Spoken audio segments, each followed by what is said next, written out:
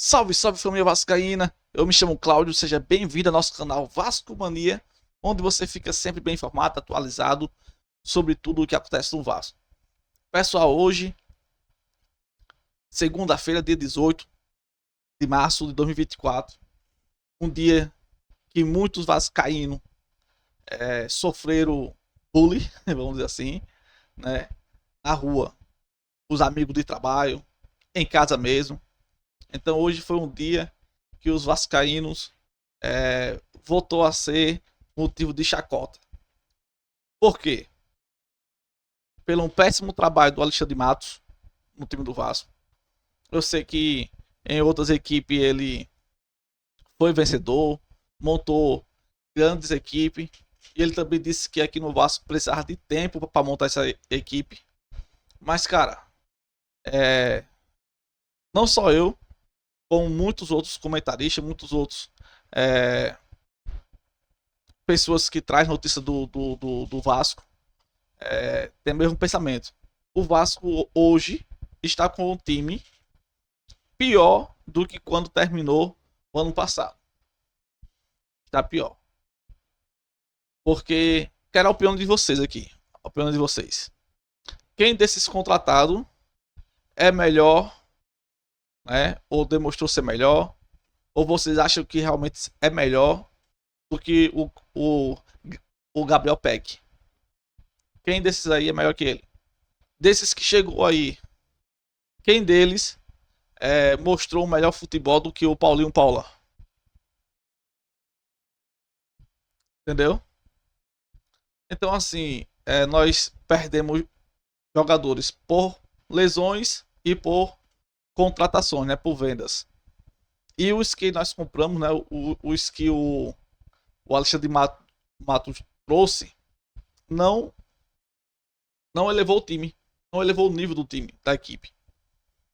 Tanto é que a gente teve 3 partidas contra um time de quarta divisão. Não quero ser injusto com eles, eles fizeram um bom trabalho, beleza. Mas é um time que está com orçamento de quarta divisão, um time que um jogador do Vasco, um salário só do jogador do Vasco, paga esse time completo, cara. Então tem que pesar isso, tem que pesar. A gente fala assim, time de quarta divisão, não é querendo humilhar o outro time, não. Mas é querer abrir um alerta, né? Como é que um time que tem um orçamento de um jogador venceu a equipe do Vasco toda? Então, é complicado. O Vasco hoje está em um nível bem abaixo, né, dos outros concorrentes, né? Se você for pegar aí o time do Grêmio, do Internacional, do Flamengo, São Paulo, eles estão melhor do que o time do Vasco. Então, assim, vamos ter agora 27 dias, né, para ver o que acontece no Vasco. 27 dias aí até o próximo jogo, que vai ser, no caso, dia 13 de abril. Né? O Vasco vai jogar dia 13 de abril contra o Grêmio, lá em São Januário. Primeiro jogo, no caso, do Campeonato Brasileiro. Então, vai abrir no início do mês agora de abril, vai ter a janela de transferência nacional, né? E esperamos que o Alexandre Matos consiga trazer algum reforço para o time do Vasco que realmente dê resultado, né? Que mostra assim, que mostra um bom futebol, porque os que eles trouxe, né? Tudo bem, o Esforza, o Galdames são jogadores bons, mas falta aquele jogador de elite, falta aquele jogador de elite, né? Então assim, eu não acredito que o Alexandre Matos vá conseguir trazer um jogador de elite que esteja aqui no Brasil, tá certo? Eu não acredito que nenhum clube aqui do Brasil vai vender um jogador é, principal da equipe pro Vasco. Não acredito nisso. Isso aí vai ficar mais para a janela do meio do ano, né? Quando abrir a janela internacional de novo, que o Vasco vai poder contratar jogadores de fora também. Aí, beleza, eu acredito que possa sim trazer um cara bom. Mas a verdade é que O time vai ser esse, praticamente. E vai ter que aguentar até a janela do meio do ano. Que nem foi o ano passado. O Vasco, ano passado, investiu muito mal na primeira janela, a janela de início de ano. Veio trazer boas contratações na janela do meio do ano. E mais uma vez está se repetindo isso. Só espero que o Vasco, quando chegue lá, no caso, na janela de meio de ano, não esteja na mesma situação que estava no ano passado, com 9 pontos, né? Já praticamente rebaixado para a Série B. Porque o Vasco ali, com 9 pontos, já estava quase dado como certo o rebaixamento do Vasco. Então foi complicado ano passado. Espero que não seja esse ano do mesmo jeito do ano passado. Chega de sofrer, né?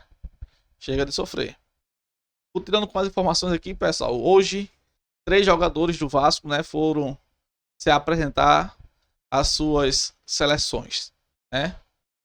Começando com hoje o Léo Jardim, foi para a seleção brasileira, né? Foi se apresentar. O Robert Rojas foi se apresentar à seleção do Paraguai. E o Juan Esforza foi se apresentar à seleção da Argentina, né? Sub-23. Então, caso 3 jogadores, né, do Vasco foram para suas seleções. Espero que o Léo Jardim consiga ter uma chance de mostrar o seu futebol por lá, né? Porque ele foi contratado com a desistência, né, de certa forma, de um dos goleiros, né? Esqueci o nome dele. Mas ele foi praticamente como uma quarta opção, né? Então, assim, tomara que ele tenha uma chance de mostrar seu futebol. E eu torço para que ele consiga ser o goleiro titular da seleção. Pessoal, a informação que eu queria dar hoje era essa aqui, né? O Vasco, no caso, vai, no caso, ficar 27 dias sem ter um jogo oficial. Né? O próximo jogo vai ser o primeiro jogo do Campeonato Brasileiro, dia 13 de abril. E, cara, que venham boas notícias até lá, né? Que venham notícias melhores pro Vasco, pra torcida. Porque nós merecemos um time campeão, como sempre foi o Vasco, né? O Vasco, nesses últimos 20 anos aí, conseguiu ficar como um time pequeno, sendo um time grande. Então, vamos torcer para que dê tudo certo e o Vasco saia dessa cima aí, né? Desse. Eu não sei nem o que dizer. Pessoal, vou ficando por aqui. Até amanhã com mais notícia do Vasco. Fui.